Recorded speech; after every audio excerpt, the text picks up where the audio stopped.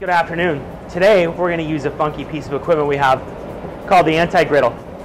Now you're saying to yourself, Chef, why are you teaching us how to use a $1,000 piece of equipment that we don't have at our house? Well, it's simple. I'm going to show you how to make one at your house. So we're going to see some fun little things that you can do, tricks and candies and toys for your friends, and then we'll teach you how to do it at your house.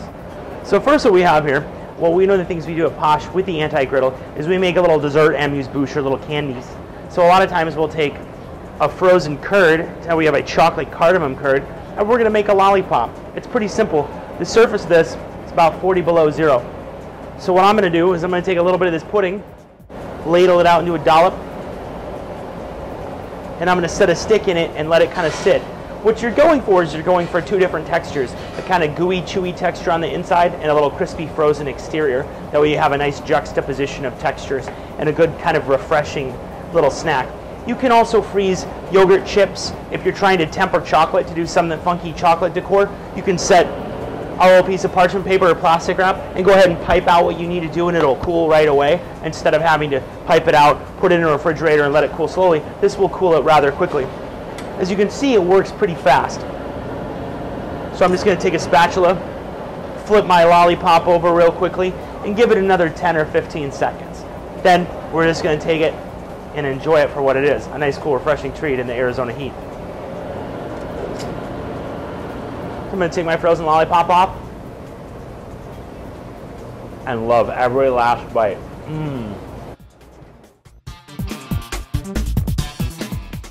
So you're probably thinking to yourself, hey Chef, why did you show us how to do something on the anti-griddle when I don't have one? I have a simple answer for you. It's pretty easy to make one. To go along with my homemade sous vide thermal immersion circulator that you can use with a Coleman cooler, we've discovered a way, which I'm going to use some mock tools to show you how to make an anti-griddle at your house.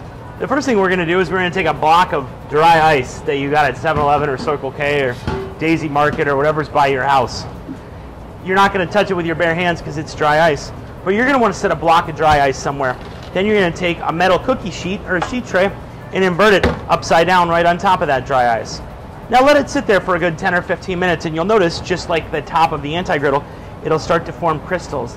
Let it get good and cold, basically the temperature of the dry ice, and then we're just going to mimic the exact same technique.